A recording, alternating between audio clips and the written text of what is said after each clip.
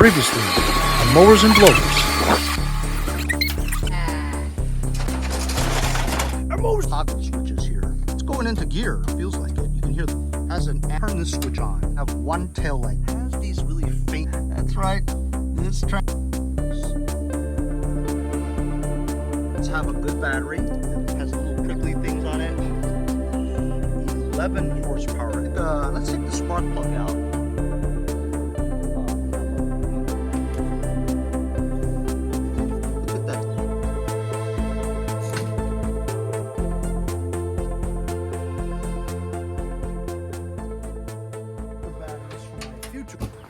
Hey guys, how you doing? It's Henry at Mowers and Blowers. Welcome to another episode. I have made a terrible mistake because when I first got this, I let it sit here for a while and I didn't get to it for quite a few days. And then I did a video recently on triaging and troubleshooting this thing, and I had come to the conclusion that this engine was blown. This engine is blown. Connecting rod is not even attached. See? Piston stuck there. I was doing a review for the boroscope, and when I stuck the boroscope in there, I saw this round thing, which I thought was the piston, right? And then I didn't see it move, so I assumed that the piston wasn't moving, therefore the connecting rod was busted. But then after I watched the video a couple of days later, I said, that's a flathead engine. The only thing you're gonna see are the two valves, exhaust and intake. You don't see the piston at all. And I'm like, but I stuck a screwdriver in there and it still didn't move. Okay, so maybe the valves weren't really moving, but they don't really move that much anyway.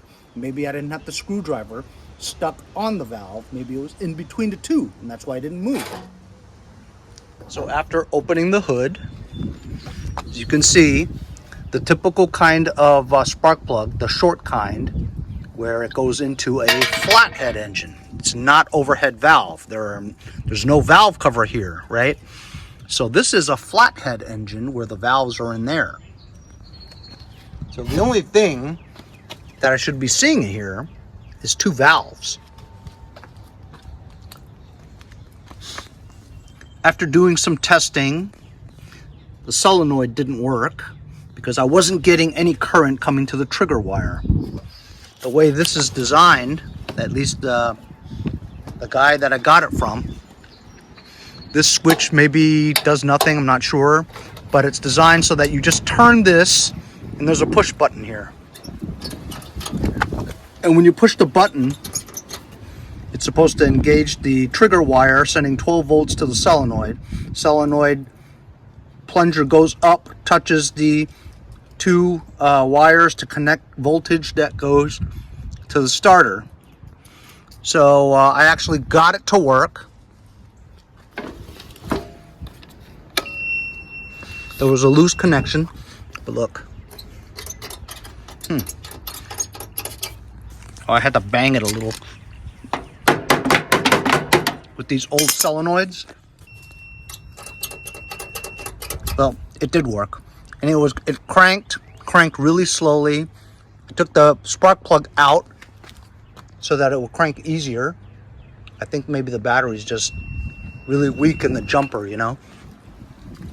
But I wasn't getting any spark at all. No spark coming out of there at all. So I think maybe and I disconnected the magneto. So there's no reason why you don't get any spark. So I'm thinking the ignition coil may be busted. So I don't think this engine is busted at all. I think we're just not getting any spark because of maybe the magneto or something. So I'm gonna take that cover off and do a little bit more research to figure out again why that's not jumping again. If I jump the solenoid with this,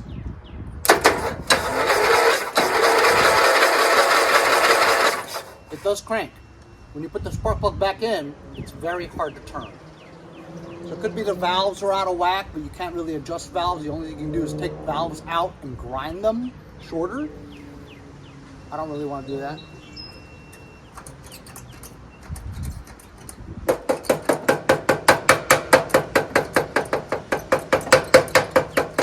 It did work before. Oh, okay. The switch had to be on. Now you push it. So I'm going to put a good battery in here now so we can test it better. All this time I was trying to get this Kawasaki FC420V to work. I even bought an igniter to try to get this engine going. But it's no loss because I still want to see if I can get this engine going. My initial plan was to put this engine onto that and try to salvage that tractor. But now we're going to start working on the original engine on here to see if we can get the engine running. If the engine does run, I actually have a transmission that I could put in here just to get it to move. But I'm going to put a new, not a new one, but an old battery that I know works. Just so we can test it better. Instead of this jump starter that I've had for a million years. And surprisingly, it still works.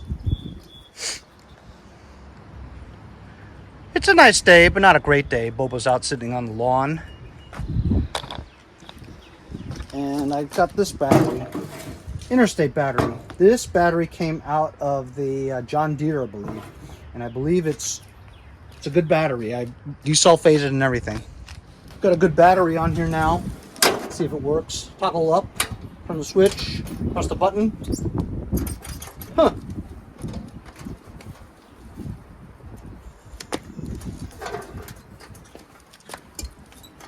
Tap the solenoid.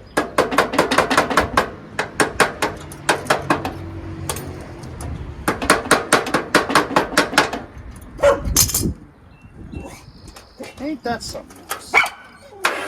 Oh, there we go. Sometimes it works, sometimes it doesn't. I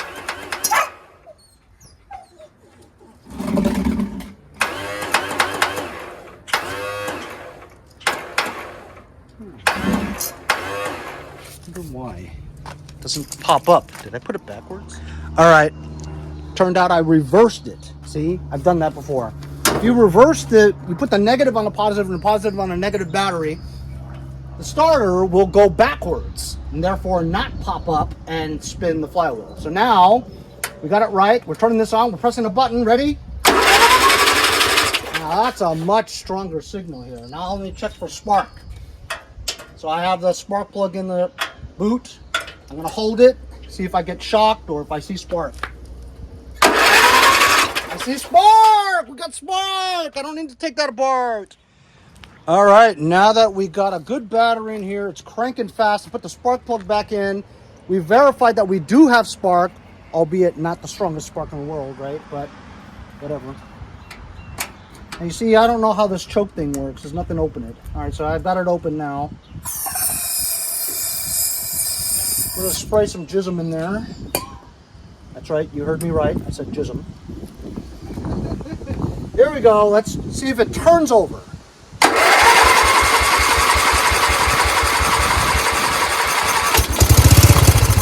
Oh, it turned over. We have a good engine. Hey, should we just put gas in it? All right, looks kind of icky in there, but you know what? Just for testing, I'm gonna put a little bit in here. That's enough just for testing, just so it fills a hole. Put this thing back in. Look, this is the old kind where the float goes up when you have it, and then it tells you in the meter how much gas you got, but this is so rusty it hardly moves.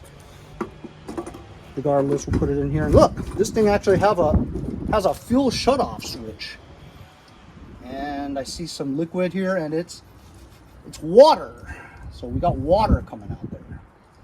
So maybe fuel's going in, maybe it's not.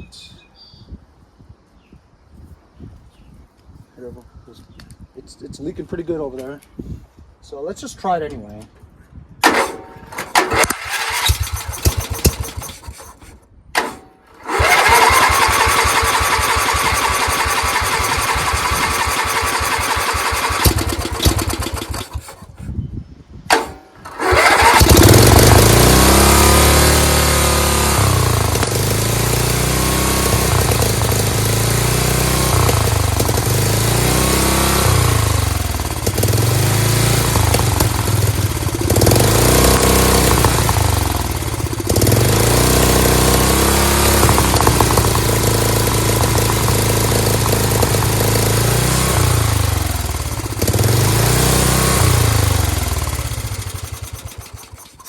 right, so we know this thing runs now.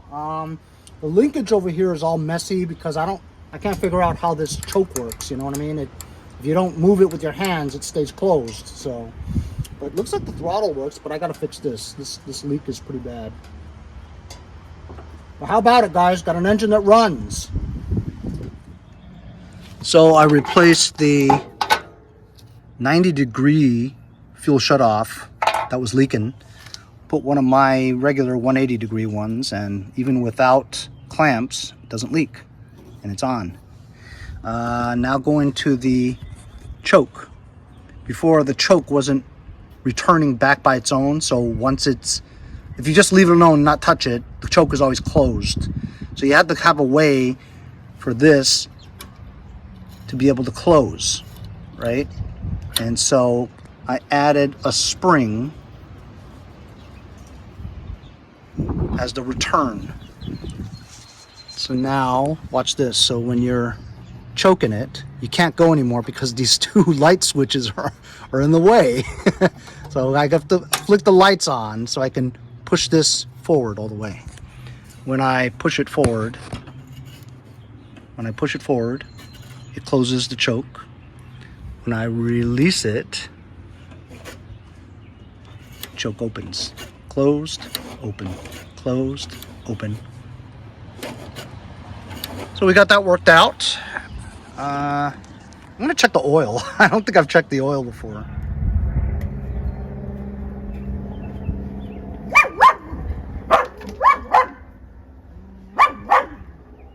Plenty of oil. Decent too. Oh my goodness.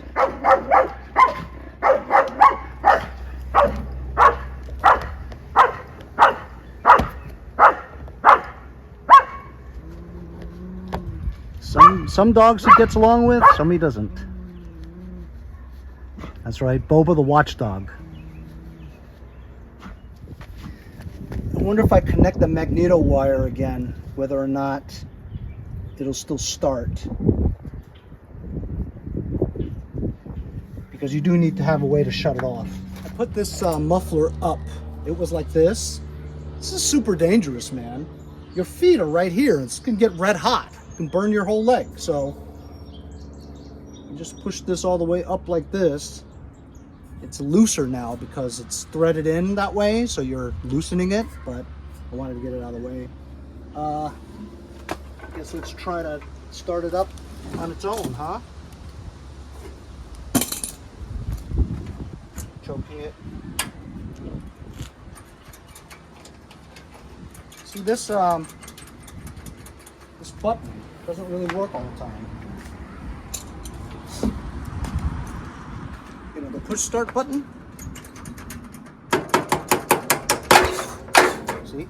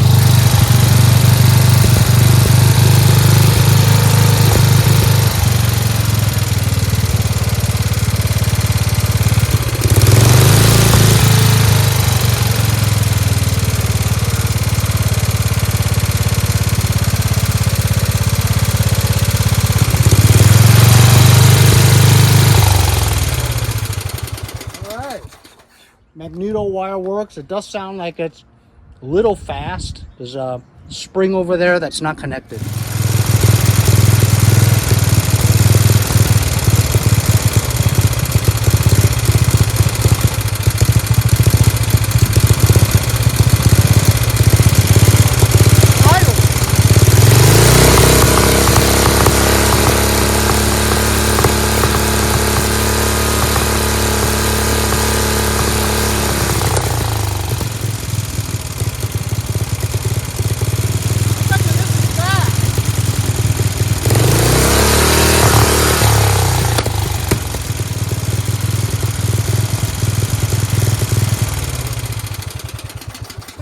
Thing's great. Sounds like a hot rod. Fantastic. I need to find some kind of a filter system for that. And I don't really have, you know, the flow jet kind. You put it there. I need to make some kind of a filter for that. All right, you guys remember this? This was an air filter that I initially used for my snowmobile.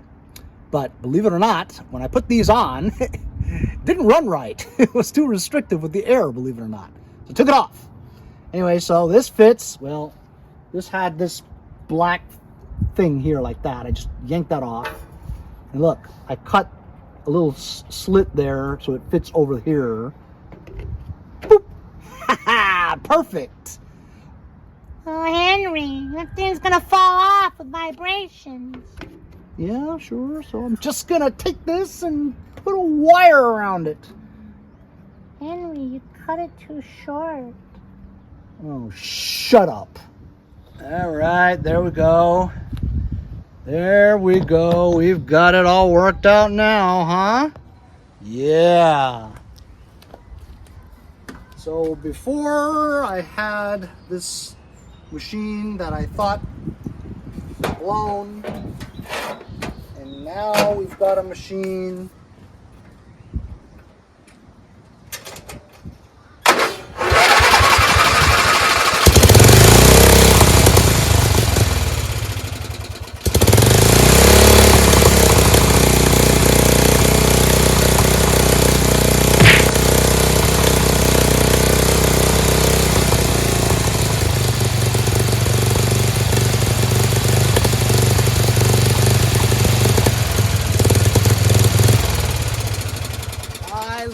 I love it. So now we could probably have a hauler going. I just gotta fix the transmission. For those of you who haven't been watching any of the episodes on this tractor, transmission's blown. Show us, Henry. Show us. Bing! That is a blown tranny. Yeah, look. I've never seen a tranny that looked like that anyway. It's weird, huh? So yeah, has these tabs there, easy to release. I have another hydrostatic transmission off of Murray in the backyard. It's my only transmission left, so it's gonna have to try to get it on here. Try to find a way to attach the shifter to it. And then maybe we can get this hauler going. But we'll have to work on that another time. We'll see you later. Hey, I'm Andy from Jericho. See you guys next time on Mowers and Blowers.